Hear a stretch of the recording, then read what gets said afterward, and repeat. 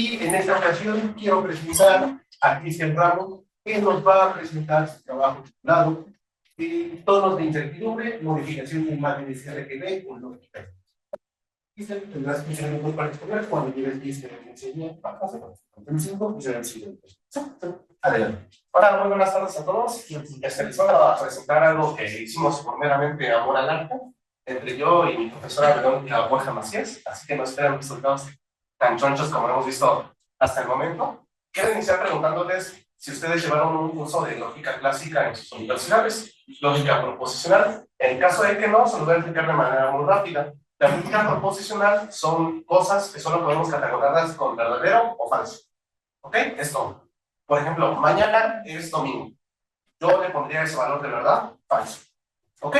Este valor de verdad falso se caracteriza con un 0, mientras que el valor de verdad verdadero con un 1. Ahora imagínense una lógica en la que pueda tomar todos los valores de verdad en el intervalo cerrado 0, 1. Cualquier número real. Es decir, que son infinitos valores de verdad. A esta lógica se le conoce como lógica difusa y esta lógica sirve mucho en computación. Ahorita vamos a ver todo esto. Les adelanto diciéndoles que mis diapositivas son mucho texto, de hecho aquí pueden ver que es mucho texto, así que me voy a saltar muchísimas cosas, pero quise dejarla así por si a alguien se les interesa, la puedo pasar sin problemas, ¿ok? Este es el contenido de la práctica, más adelante vamos a ver cómo esto va evolucionando. Empecemos con lógica clásica contra lógica difusa, era lo que ya les comentaba con anterioridad, y otra de las cosas es que al 1 en lógica difusa se le conoce como absolutamente cierto y al 0 como absolutamente falso. Si está más cercano del 0, pues es más cercano a ser falso, y está más cercano del 1, es más cercano a ser verdadero, y el punto 5, pues un punto intermedio, ¿no? Así lo vamos empezando a estudiar. Y pues esto ya son como cosas más de lógica, que la lógica clásica satisface la ley de la no contradicción y la de tercer exclusión, mientras que la lógica difusa no. ¿Por qué usar lógica difusa? La lógica clásica es muy receptiva. Por ejemplo, el ejemplo que les di de mañana es domingo, sirve, ¿no? Sirve para modelarlo. Pero ¿qué pasa si yo les digo, él es bueno jugando básquetbol? ¿Qué pasa ahí? ¿Qué tan bueno es? Se trata de que lo estás diciendo porque es un jugador de la NBA, porque es el mejor de su equipo, o tal vez el mejor de su casa y es hijo único. No sabemos. Entonces, pues eso queda muy a la antigüedad. Entonces, la lógica difusa abarca eso y todos los conceptos que no tienen una definición muy clara, como qué es un perro grande, a qué edad una persona deja de ser joven, o desde cuántos grados empezamos a considerar que el clima es caluroso. Y pues cuando usan la lógica difusa, Sun y Omron en el 97 nos indican que en general cuando deseamos representar incertidumbre o conceptos que tengan impredicción o ciertos rasgos de incertidumbre. Hablando de conjuntos difusos y funciones de membresía, esto es la traslación justamente de la lógica clásica a la lógica difusa. La lógica clásica se relaciona mucho con teoría de conjuntos clásica. Por ejemplo, cuando estamos hablando de conjuntos clásicos, pues los caracterizamos con una función de pertenencia. Le asignamos el valor de 1 a un elemento en el espacio si ese elemento sí está en el conjunto, y un valor de 0 si ese elemento no está en el conjunto. Con eso podemos deducir de manera inmediata que para todo el universo X, pues va a ser 1 para cada X en X, y para el vacío va a ser 0 para cada X en X. Esto ya es como un aspecto muy matemático. Perdón si son muchas palabras técnicas, pero si no entienden algo, lo podemos platicar con calmita después. Lo que hacen los conjuntos difusos, en vez de tener una función de pertenencia, tienen algo llamado funciones de membresía. Y esa función de membresía lo que hace es ampliar, solamente de enviar del 0 al 1 a todo el intervalo justamente cerrado, 0, 1. Y entonces, pues al final, esta función se delimita con mu de A, con la cosa de la n, siempre se me olvida cómo se llama, pero es virgulismo, ¿no? Virgulilla. Entonces, con eso se denotan los conjuntos difusos y al final es una pareja ordenada, donde nuestra primera entrada es nuestro elemento que estamos tomando en el universo y la segunda entrada nuestro valor de funcionamiento. Algo así como si estuviéramos graficando puntitos en R2. De la misma manera, implicamos que para todo el universo X, pues va a ser tener el valor de pertenencia de 1 y para el vacío va a ser de 0. Con esto vamos a tener que si agarramos un puntito del universo y nuestro valor de la función de membresía se aproxima a 1, es porque estamos diciendo que ese elemento pertenece casi en su totalidad al conjunto. Si está acercándose a 0, quiere decir que casi no pertenece a ese conjunto. Algunos ejemplos de estas funciones, nos alcanza a ver, creo que debería elegir otros colores, son estas: gaussiana, triangular, secundaria, de Capella, transversal y zeta-grandes. Entonces, si nos damos cuenta como que tiene cierta relación con funciones de activación como las redes neuronales y funciones de probabilidad. En resumen, todo lo que les acabo de decir se caracteriza en este diagrama. Imaginamos que tenemos el conjunto, el universo de objetos del mundo y el conjunto lápices. Si yo agarro un lápiz, para lógica clásica, este lápiz está totalmente contenido en este conjunto. Si yo agarro un lapicero, no es un lápiz, está fuera de ese conjunto. Y un gato, pues más, ¿no? Con lógica difusa, queremos rescatar lo que el lapicero se parece al lápiz, porque el lapicero sirve para escribir, tiene la misma forma, tiene una punta, etc.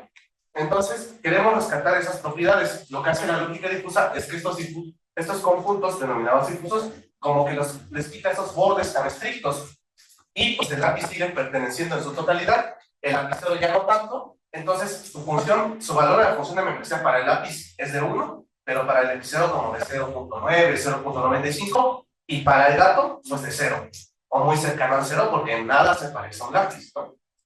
Ok, luego las expresiones para operaciones clásicas como es la conjunción, la disyunción, la implicación y la negación, se hace mediante su traslación a la teoría de conjuntos, con la intersección, la unión y el complemento. En la intersección en lógica clásica la definimos como el mínimo, en la unión como el máximo y el complemento como 1 menos el valor de la función de membresía. Para lógica difusa ya se pone más complicado esto. Debemos definir 3 funciones. Para la intersección, las famosas T-normas, que van del producto 0,1, 0,1 al 0,1 y deben cumplir estos 4 axiomas. Para la unión, unas llamadas T-normas, otros 4 axiomas, y para los complementos, solamente 2 axiomas. Aquí les puse una tablita de propiedades de las que se satisfacen. A diferencia del anterior, pues es que estas 2 reglas no se satisfacen, las que les comentaba al inicio, la ley de la no contradicción y la del tercero exclusivo.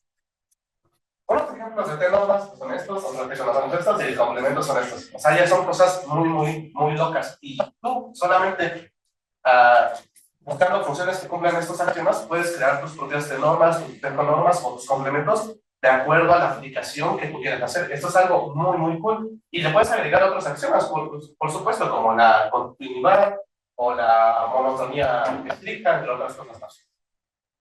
Por otro lado, las implicaciones, siempre en lógicas no clásicas, no sé si tengan algún conocimiento de eso, pero las implicaciones siempre en lógicas no clásicas nos causan un problema enorme. Es muy difícil definir implicaciones en lógicas no clásicas.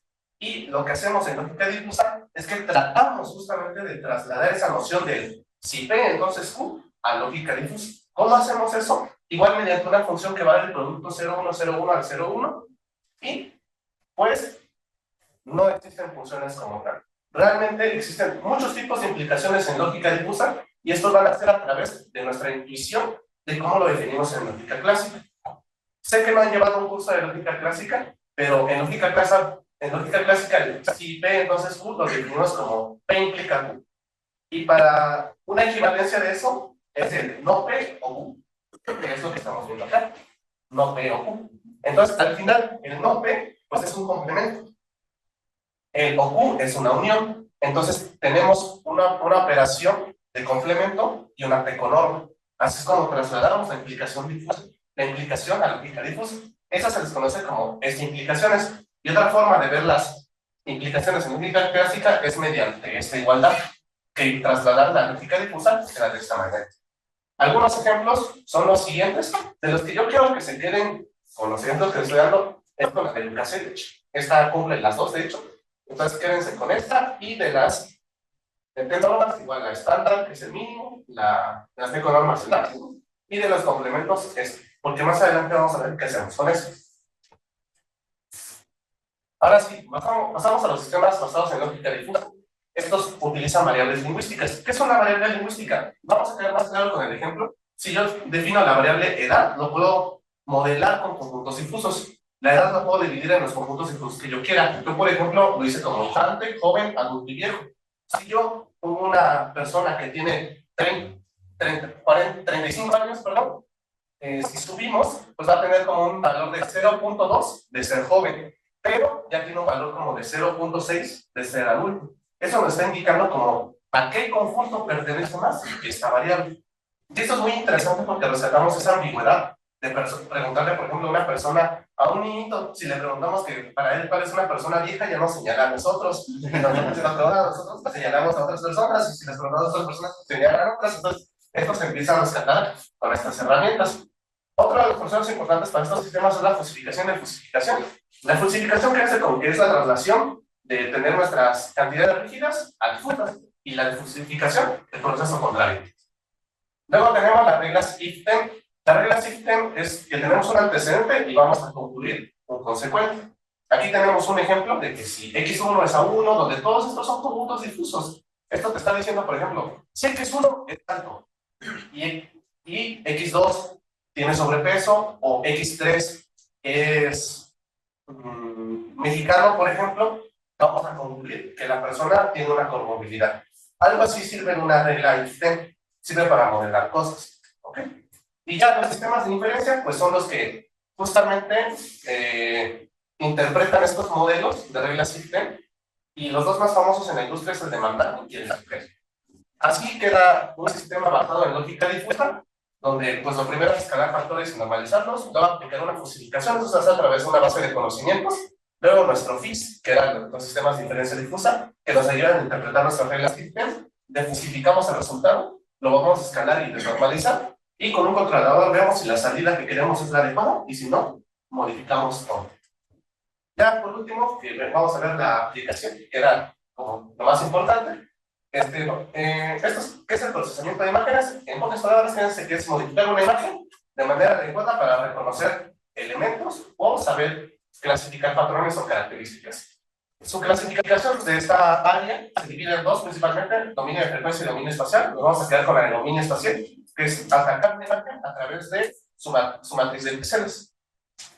Las imágenes RGB son imágenes que podemos caracterizar en tres matrices, una de rojo, otra de verde y una de azul. Estas van del valor del 0 al 255 y es una matriz tridimensional tricapa, donde cada entradita, esto es la ubicación del píxel, esta es la ubicación 2,1, y esto es el 3 indica porque es el color azul, el 2 indica porque es el valor de color en verde y el 1 indica porque es el valor de color en rojo. Se va a ver más con este ejemplo. Por ejemplo, agarramos el rojo de acá arriba. Este rojo tiene un valor de rojo de 2,37, de verde de 28 y de azul de 36. Con esta combinación vamos a crear nuestros colorcitos. Los extremos puse el blanco y el negro para que vean cómo se van caracterizando, y pues el 2,55 significa que pertenece mucho al color y el 0 que pertenece muy poquito.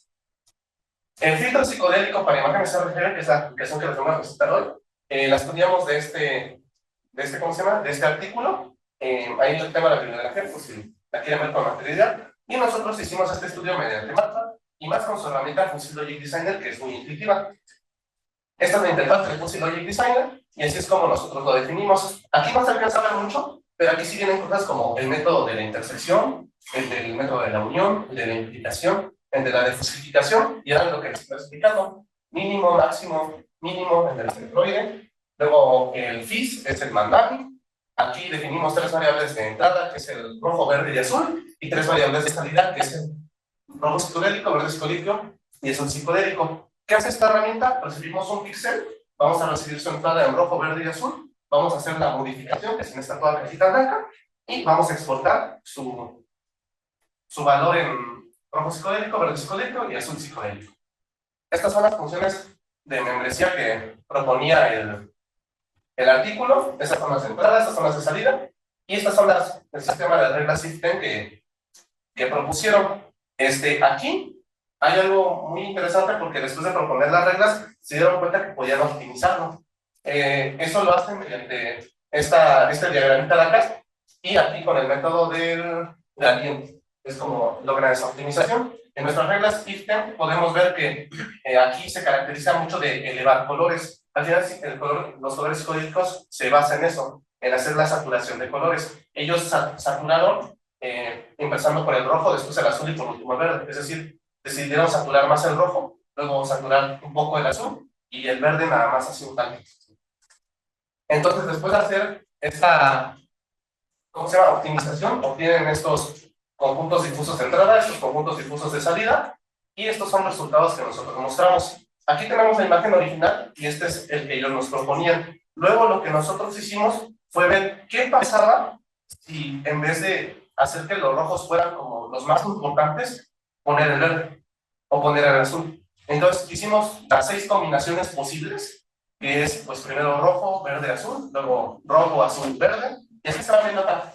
Rojo, verde, azul, rojo, azul, verde, verde, rojo, azul, verde, azul, rojo, azul, rojo, verde, azul, verde, no, azul, verde, verde, rojo, y pues podemos ver cómo se modifica esta imagen, ¿no? Aquí, esta imagen tiene una cosa muy importante. Tal vez me fui un poco rápido, pero aquí tenemos las primeras 5 reglas. Las primeras 5 reglas es el mismo antecedente que el mismo consecuente. No sé si lo logran ver. Vamos a ver la 1. Rojo encendido, verde opaco, azul opaco. Rojo encendido, verde opaco y azul opaco.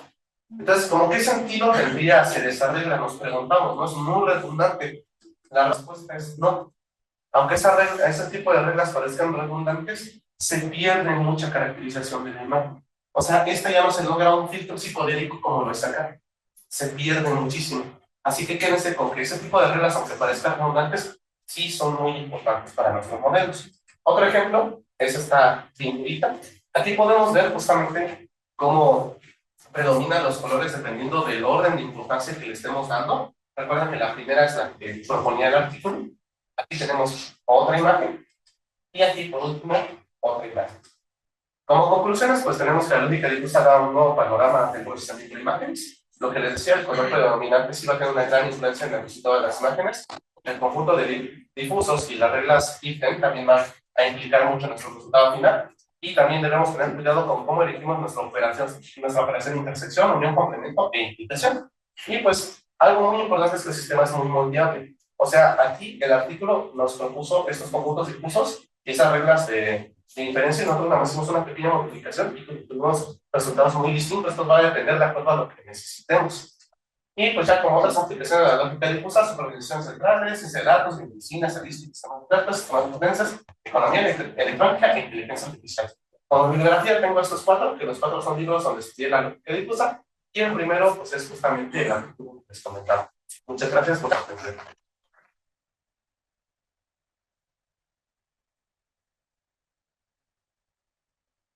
Sí. Muchísimas gracias. Quizás nos dejaste tiempo para una pregunta.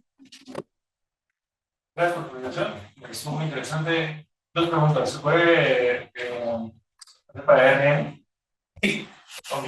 ¿Has pensado en hacer algo como aplicado en inteligencia artificial? Porque tienes que hay una similitud, ¿no? Encuentras una similitud en los modelos generativos, como ChatGPT, más o menos en tus entrañas, se utiliza algo que se llama como la similitud del coseno, ¿no? Que es básicamente que tanto un vector de palabras con otro se parecen, ¿no? Aquí, ¿crees que se podría ser similar?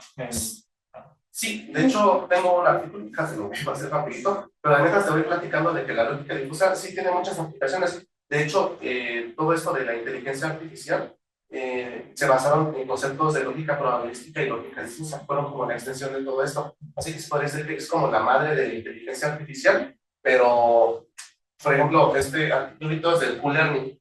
O sea, son cosas que ya se empiezan a hacer para análisis de datos. Entonces, pues sí sigue siendo una herramienta muy, muy bonita y nosotros, les dije que al inicio nosotros hicimos esto como meramente amor al arte y así fue, porque realmente nuestro objetivo es estudiar algo de biomedicina, que es la medida de riesgo de la apendicectomía en pacientes de 18 a 25 años. Entonces sí es una área muy, muy, muy viable. Pero nos toma tiempo, entonces muchísimas gracias.